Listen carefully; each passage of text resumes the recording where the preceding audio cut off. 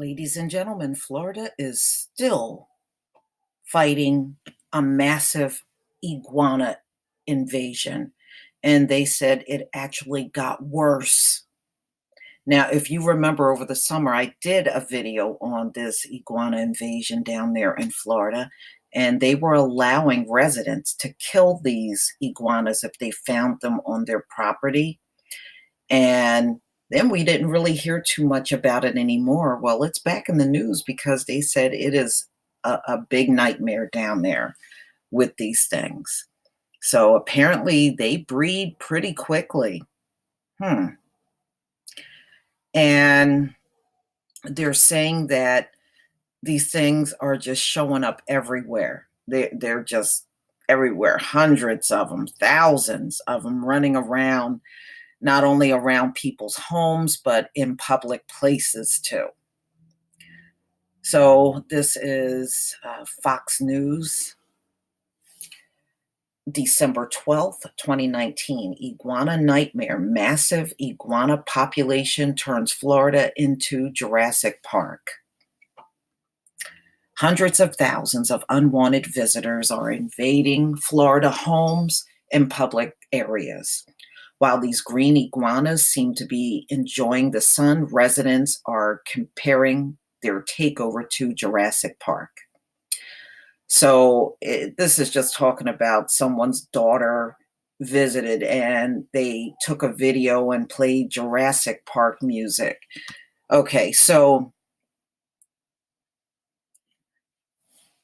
they're saying they're trying to control the herds of invasive iguanas, but it's real difficult. It's just, I guess, so many. And I just take it that they breed and have their offspring pretty quickly. So they are saying, a golf course down there, they said they're running all over the place. I could not imagine that. Oh, iguanas are not native to Florida, but they have been present in the state for at least 6 decades. Scientists believe they were shipped as pets from their native habitat in the Caribbean and Central and South America. According to Florida Fish and Wildlife Conservation Commission, the iguanas can weigh up to 17 pounds and grow more than 5 feet in length. They also have a relatively long life expectancy. So if they're out in the wild, they can survive 10 years. If they are out, if they are in captivity, they can last up to 19 years. Yeah, it is pretty long. Viral videos show the problem taking on a life of its own, as iguanas are seen battling each other. Hundreds of thousands of unwanted visitors are invading Florida homes. Not yet. Let me get back to this. All right, so they're saying, what is going on here? In public area. All right, leave it there. All right, so ladies and gentlemen, they're saying that these things, this is the part I want you to hear. All right, so they said they're seen fighting each other in the street and plain sight, and they're showing up unannounced in people's toilets. Oh, if I walked in the bathroom and seen one of them things in my toilet, oh man, ooh, that ain't gonna be good. The problem has gotten so bad that the Florida Wildlife Conservation encourages residents to kill the green iguanas on their properties when possible, or better yet, ask the professionals to do it. I bet if you are a professional and you have to go down there and get these iguanas off of people's property, they're probably making a killing right now doing that job. I wonder how much that pays.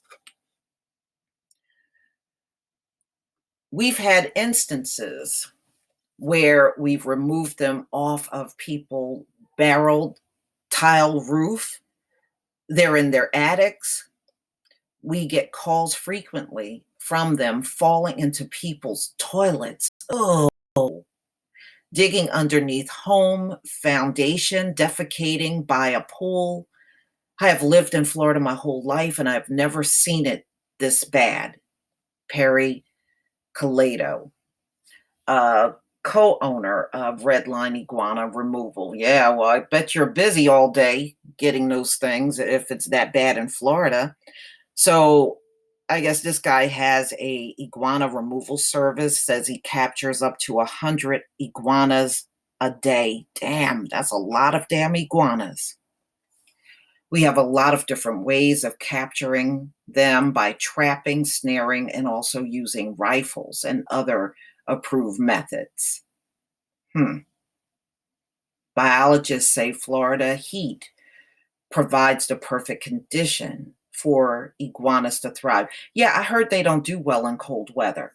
If you have cold weather, their population actually starts dying off in the cold. Green iguanas showed up in South Florida and Miami-Dade County around 1960, said Matthew Metcalf, a Florida Gulf Coast University biologist. So since then, they've kind of slowly grown, he added. In 2010, we had a pretty long freeze event, lasted almost a week or so, that killed off a lot of iguanas, a lot of exotic animals, because we have not had as cold events as 2010.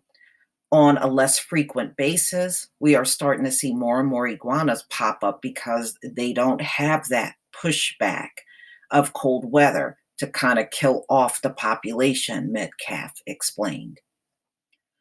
With nothing really to limit their population, they're exploding exponentially, Collado added. Okay, so they are having a horrible time. But what are you going to do? I mean, you can't really let them invade properties. And this is what blew me away. Biologists say these iguanas chew through power lines, causing power outages, and they destroy seawalls. Wow. They chew through power lines? Oh, man, that's crazy. Now, that I wouldn't like. I don't care what they are. If they chewing through power lines and causing outages, oh, that sucks. Now we can watch the video up here. Let's see if we get this to play.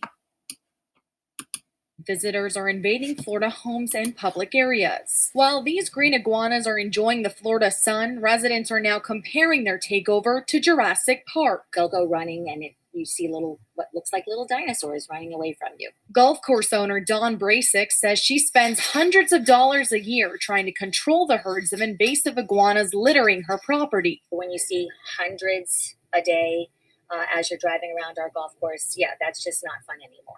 Green iguanas are not native to Florida. Scientists say they were first sold and shipped as pets from Central and South America. Oh my God, those things are freaking huge. Viral videos show the problem taking on a life of its own. It's become a big business for professional trappers. We've had instances where we've removed them off of people's barrel tile roofs. They were in their attics.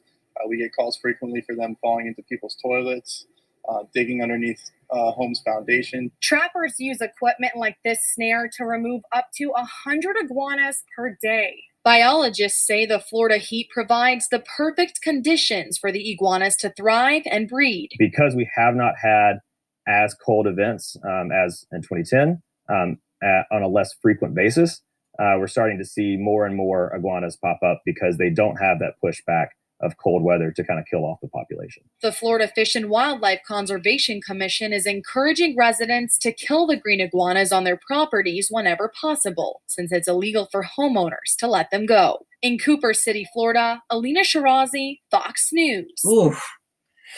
Oh, man, y'all keep them down there in Florida. They wouldn't be able to survive where I am because it's too cold. they would definitely die off, especially with the polar vortexes that we get in the winter. Man, those things will be a goner up here. But man, I don't know how y'all deal with this. But then again, I spoke to my uncle that lives down in Florida. He said every now and then he sees them, but where he is, he said it really is not as bad. So it must be worse in some parts of Florida than others, you know. But he said he's not having a problem, but he does see them, but he's not having any problems where he is with them. But y'all, please tell me what you think. You know, I thought this problem was over for Florida, but apparently not. They are still dealing with it, and now even worse. Please leave your comment and subscribe. Don't forget to hit on the notification bell, and I'll see you on the next video. Peace, family.